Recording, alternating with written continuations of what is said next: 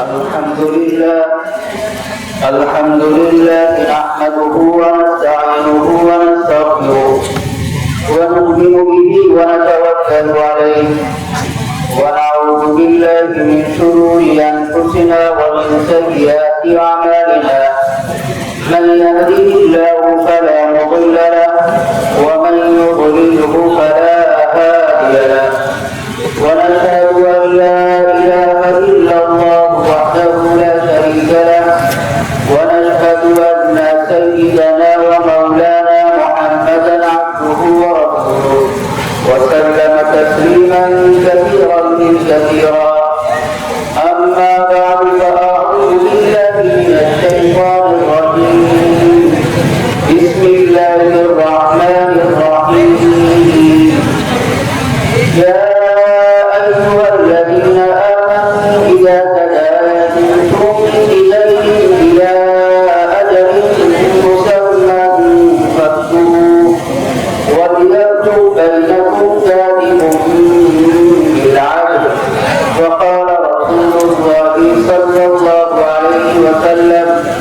أعط الأجير أجره قبل أن يجف عرضه وقال رسول الله صلى الله عليه وسلم رب كاسيات عاريات مائلات مميلات لا يدخلن الجنة ولا يجدن ريحها مع أن ريحها لتوجد في مسيرة 500 عام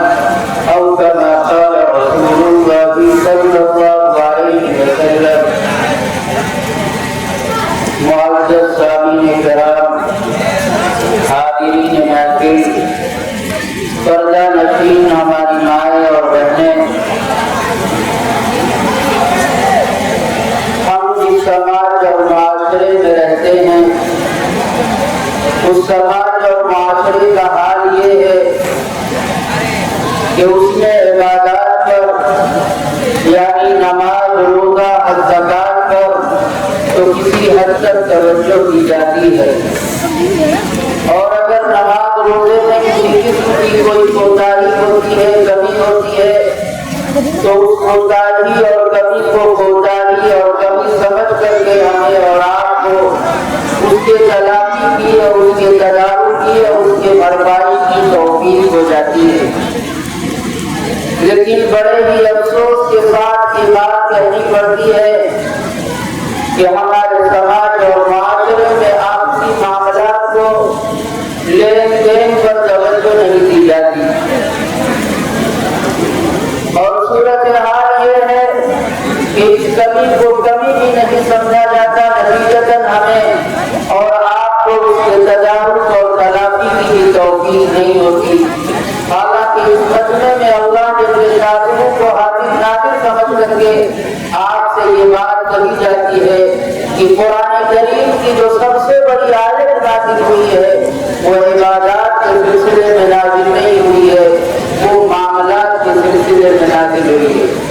اللہ جل شانہ کلام پاک میں فرماتے ہیں یا ایھا الذین آمنوا اذا تداینتم بدین الی اجل مسمى فاکتبوه وليكتب بينكم كاتب بالعدل ولا يأبى كاتب أن يكتب كما علمه الله فليكتب. پورے ایک صفحے کی آیت ہے قرآن کریم میں، اس سے بڑی مفصل اور اس سے زیادہ لمبی کوئی آیت نہیں ہے. اور میں آپ سے یہ بات بڑے وقوف اور اطمینان اور اعتماد کے ساتھ کہتا ہوں کہ اس میں عبادات کا تذکرہ نہیں ہے، بلکہ قرآن کی سب سے بڑی اور لمبی آیت میں معاملات کا تذکرہ. میرے بھائیوں، اگر عبادات میں کسی قسم کی کوئی کوتاہی ہو جاتی ہے اور آدمی کا دل شرمندہ ہوتا ہے، توبہ کرنا چاہتا ہے، تو 3 شرط ہے. پہلی شرط یہ ہے الاقلاع عن المعصیہ، آپ نے جو گناہ کیا ہے وہ گناہ کو چھوڑ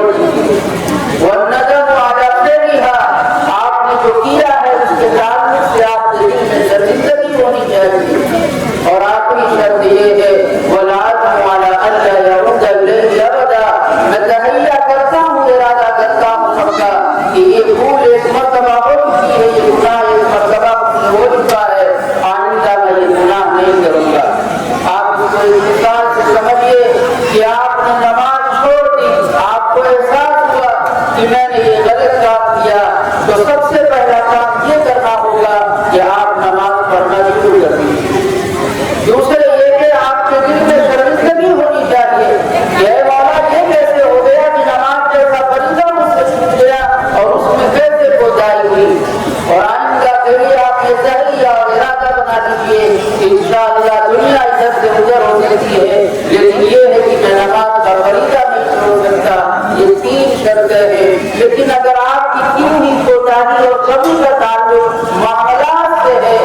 بندوں سے ہے، اس کا تعلق اللہ کے حق سے نہیں ہے بلکہ اس کا تعلق بندوں کے حق سے ہے، تو ایک شرط اور بڑھ جاتی ہے، وہ یہ ہے کہ اگلی خواب و اجزا سامنے والا شخص سے جا کر کے آپ معافی مانگ لیجیے۔ اگر آپ کو معاف کر دیتا ہے تو آپ غریبوں جتنا ہو جائیں گے۔ دوسری صورت یہ ہے کہ آپ صاحب حق کو حق ادا کیجیے، تب جا کر کے آپ اپنے آپ کو گریز سے بچا سکیں گے۔ تو پہلے شرط تین ہے لیکن معاملات میں شرط چار ہے۔ شرط کا بڑھ جانا جو بتلاتا ہے کہ اللہ کا حق بھی بہت اہم ہے لیکن بندے کا حق اس سے زیادہ۔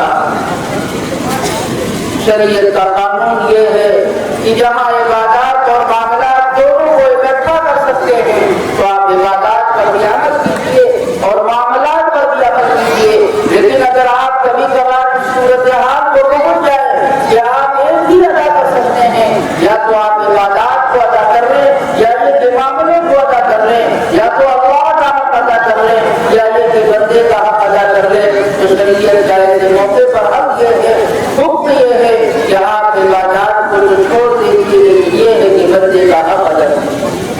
آپ اس کو ایک مثال سے سمجھیے کہ آپ کا تہجد کا معمول ہے، تہجد پڑھتے ہیں اس وقت جب رات کا آخری پہر ہوتا ہے، لیکن آپ کے گھر کا کوئی فرد بیمار ہو گیا، سنگین بیمار ہو گیا، اب صورتحال یہ ہے کہ آپ یا تو تہجد پڑھ دیجیے یا یہ کہ اس آدمی کو جلدی سے جتنی جلدی ہو سکے ہاسپٹل پہنچا دیجیے۔ شریعت کا حکم یہ ہے کہ آج تہجد چھوڑ دیجیے، اپنے بیمار بھائی کی تیمارداری میں رکھیے اور اس کو جلد از جلد ہاسپٹل پہنچائیں۔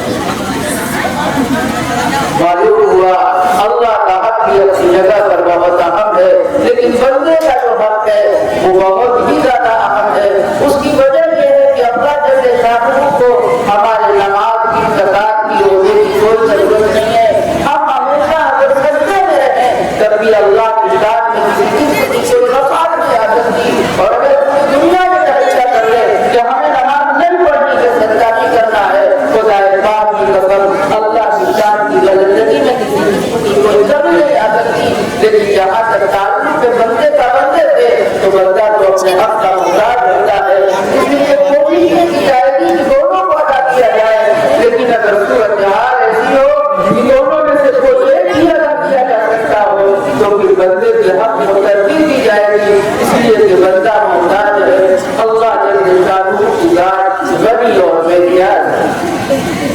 میرے بھائیوں، ہم یہ سمجھتے ہیں کہ جس کے سر پر سجدے کا نشان ہو وہ بہت نیک ہے، ہم یہ سمجھتے ہیں کہ جس کا پیجامہ نصف مٹی اور صاف کا ہو وہ بہت نیک ہے، ہم جس کے چہرے پر داڑھی دیکھتے ہیں، ہاتھ کی تسبیح کے دانے دیکھتے ہیں، ہمارا دل یہ گواہی دینے لگتا ہے کہ آدمی کو نہ ہو بڑا نیک ہے، لیکن سیدنا حضرت عمر رضی اللہ تعالیٰ عنہ فرماتے ہیں کہ کسی کے نیک اور اچھے ہونے کی کسوٹی اور معیار عبادات نہیں ہے بلکہ کسی کے اچھے، کسی کے بڑے ہونے کی، برے ہونے کی علامت اور نشانی اور اس کی کسوٹی اور معیار یہ ہے کہ وہ آدمی معاملات کے لحاظ سے کتنا اچھا ہے۔ آپ اپنی ضرورت کے لیے ایک جگہ سے پھاوڑا لے کر کے آئے، اب صورتحال یہ ہے کہ آپ یہ سمجھتے ہیں کہ لانا میری ذمہ داری کی، واپس لے جانا ان کی ذمہ داری ہے، جب تک سامنے والا لینے نہیں آتا آپ اس کو پہنچاتے نہیں، اس کا مطلب یہ ہے کہ آپ اچھے آدمی ہیں۔ حضرت عمر رضی اللہ تعالیٰ عنہ کے دربار میں ایک آدمی کسی معاملے میں گواہی دینے کے لیے آیا، حضرت نے فرمایا کہ میں تمہاری شہادت اور گواہی کا کیسے اعتماد کروں اور اس کے بعد مجھے کیسے فیصلہ کروں، ہم کو جانتے ہیں کہ تم کیسے آدمی ہیں۔ تو آدمی فوراً جا کر کے ایک آدمی کو بلا لایا، حضرت نے فرمایا جاؤ کوئی ایسا آدمی بلا کر کے لے آؤ جو تمہارے تعلق سے ہمیں اطمینان دلائے کہ ہاں اس کی شہادت اور گواہی کی بنیاد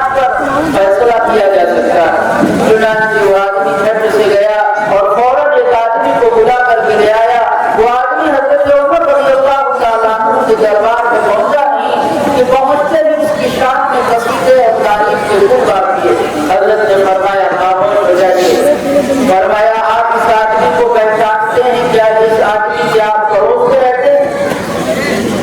اس شخص نے کہا نہیں حضرت میں اس آدمی کے پڑوس میں تو نہیں رہتا۔ حضرت نے فرمایا کیا تم نے اس آدمی کے ساتھ کبھی ریل کا ٹرین کا جہاز کا بس کا سفر کیا ہے؟ کیا کبھی تم اس کے رفیق سفر بنے ہو کہ تم یہ جانتے ہو کہ آدمی اچھا ہے؟ اس آدمی نے کہا نہیں حضرت مجھے تو کبھی اس کے ساتھ سفر کرنے کا بھی اتفاق نہیں ہوا۔ حضرت نے فرمایا پھر کیسے جانتے ہو یہ آدمی اچھا ہے؟ کیا کبھی روپیہ پیسے کا لین دین ہوا ہے، معاملات میں ہے؟ فرمایا نہیں حضرت نہ تو میں نے اس کے ساتھ سفر کیا ہے، نہ میں اس کا پڑوسی ہوں، نہ میں نے کبھی اس کے ساتھ کوئی لین دینے کا معاملہ کیا ہے۔ فرمایا جاؤ تم اس آدمی کو نہیں جانتے، ایسا لگتا ہے کہ تم نے مسجد کی کسی کونے اور کونے میں اس آدمی کو بیٹھا ہوا دیکھا ہوگا، ہاتھ میں تسبیح ہوگی، ذکر کرتا ہوگا، تسبیح کے جانے کی کہا ہوگا، اس کی وجہ سے تمہارا دل یہ گواہی دینے لگا ہوگا یہ آدمی اچھا ہے۔ فرمایا جاؤ تم اس آدمی کو نہیں جانتے، اور اس آدمی سے کہا ایسے آدمی کو بلاؤ جو تمہارے بارے میں جانتا ہو کہ تم اچھے آدمی ہو یا خراب آدمی ہو۔ اب ہر آدمی اپنے گریبان میں جا کے ہم سے گاؤں اور محلے کا جو آخری آدمی ہوتا ہے وہ تو خوش ہوتا ہے، لیکن جو پڑوسی آدمی ہوتا ہے